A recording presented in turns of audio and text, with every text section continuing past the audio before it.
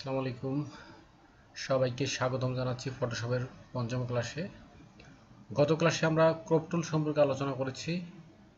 আজকে আমরা perspective crop টুল সম্পর্কে আলোচনা করব। এছাড়াও সময় থাকলে আমরা অন্যান্য টুলস সম্পর্কেও আজকে আলোচনা করব। তো এখানে আমরা প্রথমটা পেয়েছিলাম ক্রপ টুল, দ্বিতীয়টা হচ্ছে আমাদের পার্সপেক্টিভ ক্রপ টুল। তো আগে আমরা ক্রপ টুল দিয়ে একটা ডাইমেনশন নিয়ে কাটি। আচ্ছা 4:6 অথবা আপনি যাই ইচ্ছা সেটা দেন ডাইমেনশন, ধরেন আমরা 5:7 দিলাম। তো এই ছবিটাকে আমরা মিডিলে নিয়ে আসি, ফ্রেমের মধ্যে নিয়ে আসি।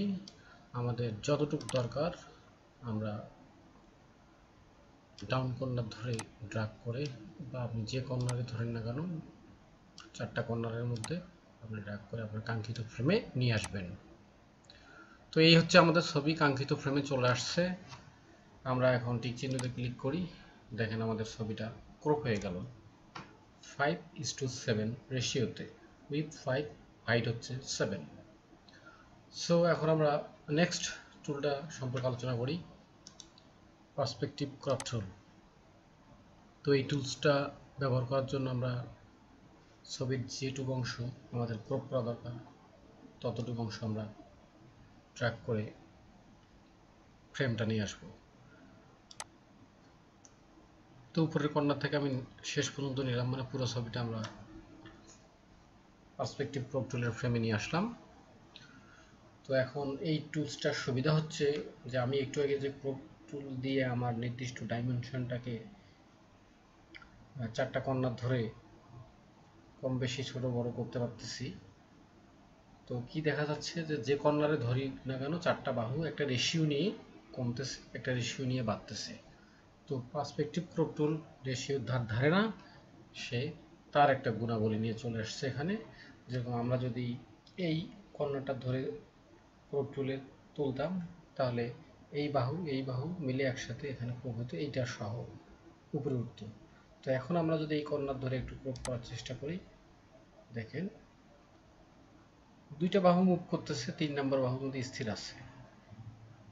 এটা একটা সুবিধা। ধরো ও বললো যে আমার হাতের এই অংশটা এখান থেকে একটু ক্রপ করে দেন, কিন্তু উপরের অংশটুকু ঠিক থাকবে। হাতের এখান থেকে ক্রপ করে দেন কিন্তু আমার উপরের অংশ ঠিক থাকবে, এরকম করে আপনাকে বলবো। তো এই টুলসটার এটা হচ্ছে আমাদের একটা স্পেশাল সুবিধা। হ্যাঁ, তো এখন আমরা টিক চিহ্নতে ক্লিক করি, দেখি কি ফলাফল আসে। এই দেখেন ফলাফল, আপনার মাথার উপরে তার ঘাড়ের দুই সাইডে সব ঠিক থাকলো, শুধু মাঝখান থেকে শার্টের বাইরে যে তার হাতের অংশ ছিল সেটা আপনি কি করলেন, তার উপরের বডি ফ্রেম ঠিক রেখে নিচ থেকে কমায়া ছবিটাকে পারফেক্ট সাইজে নিয়ে আসলেন, কিন্তু যেটা আমরা ক্রপ টুলের মাধ্যমে পারতাম না। তাহলে আমাকে এই সমস্ত ক্রপের ক্ষেত্রে কে হেল্প করতেছে? Perspective crop tool. আর নেক্সট হচ্ছে স্লাইস টুল। তো স্লাইস টুলসের ব্যবহারটা হলো ওয়েবের ক্ষেত্রে লাগে, প্রিন্টের ক্ষেত্রে লাগে না। আমরা যারা প্রিন্ট সার্ভিসে থাকবো তারা এটা টুলসের খুব একটা ব্যবহার করব না। কিন্তু দেখা গেলো যে ওয়েবসাইটে, ফেসবুকে, বা আপনি কোনো ওয়েবসাইট বানাচ্ছেন সেখানে দেওয়ার ক্ষেত্রে, ইনস্টাগ্রাম, এক কথায় অনলাইন জগতে পোস্ট আপলোড করার জন্য এই ক্রপ টুলের মাধ্যমে আমরা কিছু ইমেজ ডাউনলোড করে নিই। সেটা কিভাবে কি জন্য করি সেটা আমি দেখাচ্ছি। তো এই ইমেজটা আমরা কেটে দিই।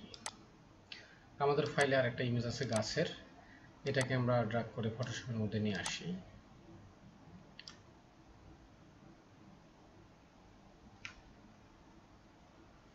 তো এখানে কি আছে, একটা গাছ আছে, একটা প্রকৃতির চিত্র আছে, দূরে একটু পাহাড়ের মতো দেখাচ্ছে, এখানেও কিছু পাথর আছে, সামনে একটা ফুল গাছ টাইপের আছে। তো আমরা চাচ্ছি যে এই অংশগুলো একটু কেটে কেটে নিয়ে ছবি আকারে সেভ করি, তা না হলে তো বারবার এই যে ক্রপ টুল নিয়ে, হ্যাঁ, ছবি এটা ক্রপ টুলের মাধ্যমে এখান থেকে একবার কাটবো, সেভ করব, তারপরে আবার ছবিটা নিয়ে আসবো মূল ছবিটা, তারপর গাছটা কাটবো, সেভ করব। তো এই কাজটা না করার জন্য, যাতে সহজে আমরা সব কিছু একবারে করে নিতে পারি, এই জন্য আমাদেরকে স্লাইস টুলসটা ফটোশপ দিয়েছে। তো দেখেন আমার প্রধান টার্গেট মনে করেন এই ফুলের গাছটা মার্ক করে আমি সিলেক্ট করে ছেড়ে দিলাম। দেখেন ফুলের গাছটা কিন্তু মার্ক হয়ে গেছে, এবং এখানে কয়েকটা আয়তাকার বক্স তৈরি হয়েছে। আমি বলি এটা একটা আয়তাকার বক্স, এটা একটা আয়তাকার বক্স, এখানে একটা বক্স, এখানে আবার এই যে ফাঁকা পুরোটা এটাও একটা বক্স। তো এই ছবিটাকে এখন আমি যদি ওয়েবের জন্য সেভ করি তাহলে দেখেন কি ফলাফল আসে। নর্মালি ফাইল থেকে কিন্তু আমরা সেভ বা সেভ অ্যাজ করে থাকি, এটা আমরা ওইভাবে সেভ করব না, আমরা এক্সপোর্ট থেকে ডান দিকে দেখেন যে সেভ ফর ওয়েব। আর কারো যদি ফটোশপ আরও আপডেট থাকে তাহলে আপনারা এখানেই সেভ ফর ওয়েব পেয়ে যাবেন। তো সেভ ফর ওয়েবে আমরা ক্লিক করি। আমাদের সামনে এখন যে ইন্টারফেসটা আছে এটা একটু প্রসেসিং হইতে সময় নেবে, কারণ আপনি একটা ছবির 4-5 ভাগের অংশ ভিন্নভাবে সেভ করবেন, এর জন্য এটা কম্প্রেস হতে একটু সময় লাগবে। তো হয়ে গেছে আমাদের 100%। এখন আমরা সেভে ক্লিক করব। তো সেভে ক্লিক করলে কোথায় যাচ্ছে? আমাদের ডাউনলোডে যাচ্ছে। ডাউনলোডে আমাদের দুটো ফোল্ডার দেখাচ্ছে, একটা হচ্ছে টেলিগ্রাম ডেস্কটপ আর থাম্বনেল। তো এখানে একটা ইমেজ নামে ফোল্ডার অটোমেটিক তৈরি হবে। আমরা এখানে ইমেজ অনলি দিচ্ছি, যে ইমেজ আকারে আমরা সেভ করব, দিয়ে আমরা সেভ দিই। তো এটা কমপ্লিট হোক, সেই পর্যন্ত অপেক্ষা করি।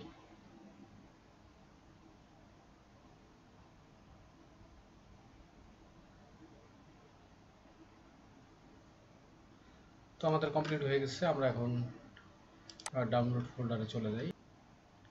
তো এখানে দেখতে পাচ্ছি যে এটা একটা গাছ, এটা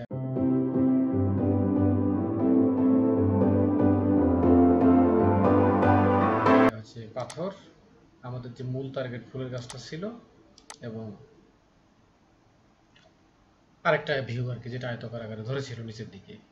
তো আমরা বুঝতে পারলাম যে কিভাবে ক্রপ টুলের ব্যবহার করে। এটা হচ্ছে ক্রপ টুলের ব্যবহার।